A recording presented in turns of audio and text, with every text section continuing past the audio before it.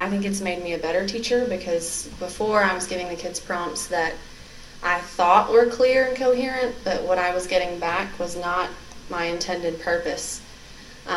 So with the templates, it makes you think about what you're really asking the kids and makes you be really purposeful in your instruction. I would say the exact same thing, that it's made me such a better teacher than I was before. And I think that the word that I think of, which we hear all the time in education, rigor, I think I had seen a rigorous classroom, and I didn't know exactly, like, I knew that my classroom wasn't rigorous enough, but I didn't know how to get there, and it gave me a strategy that gave me instant rigor in my classroom.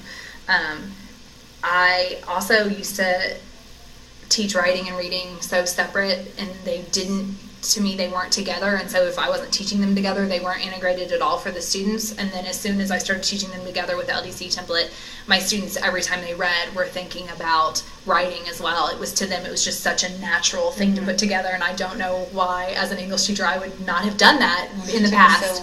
Yeah, why we did not come up with that on our own, but that's what I would say has really changed in my classroom, is the level of rigor. I think I've seen an increased confidence in all of my students. I have kids who, at the beginning of the year, weren't able to even write a paragraph, and by the end of the year, they were churning out 5-paragraph essays and really stood behind what they wrote, and it was good quality writing. It wasn't just, okay, I've got to get 2 pages. So turning kids into confident writers was the biggest success I saw. I would say engagement. It seemed so counterintuitive to give them something that was so structured, and because I think we think of engagement a lot of times as like, let's get chart paper and markers and we'll all be engaged, but they were so excited. They understood that it was college style writing, and that we weren't having them do something that didn't affect them later in life. You know, it wasn't something that we were just going to do and put it in our high school folder and never see it again. They were super, super excited, and they thought that they were big stuff. The transfer is the other thing I would say, because like, I've had students come back this year that don't have me anymore and have gone on to other English teachers, and they were like, I'm just doing it automatically. They gave me something to do, and I'm already putting in evidence from what I read, because that's just what we do now. And so the transfer, which I think we so often are saying, they know that, why are they not transferring it? To see them do it automatically without us even prompting is so exciting as an educator. But I think they see it as more authentic. I think they see, okay, this is getting me college and career ready, so they're more willing to engage and go with you. My advice would be to not look at it as something else that is piled on your already very, very heavy to-do list. Which is what I thought originally. I thought, okay, well, I'm going to have to do this in addition to everything else I'm already doing in the classroom. But I realized very quickly that not only was I not having to just add this on, but it was making what I already did much, much better.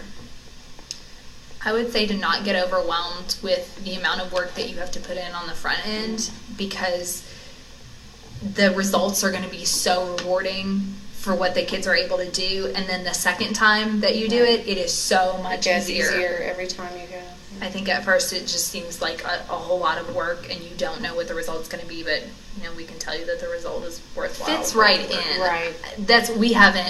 We are so day to day with the new standards and all. We have a lot of initiatives going on here, but as far as the tasks are going to fit in perfectly with our units that come later. I mean, like, we have 3 weeks that are narrative, and there's the narrative task. We've got, or 4 weeks, then we've got 4 weeks that are persuasion, and then there's the argumentative, and 4 weeks that are informative. So they're going to fit right in. And I really, I would think that it is a tool. I think that's what people need to know, that I think so often it feels like we're being piled on, but it can be used to kind of streamline that process too. Right.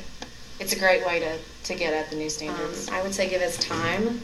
We need lots of planning time. There were a few days where we had to get subs so we could just kind of come and work and talk and have that time built into the day, so that it didn't seem like yet another thing we had to do.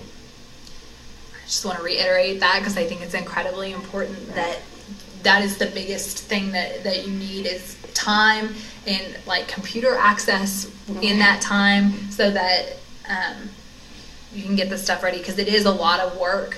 But if that time's given and it's not at night when you're trying to feed your kids dinner, right? then it won't To be as within overwhelming within the work within day. the workday. Yeah. Yeah.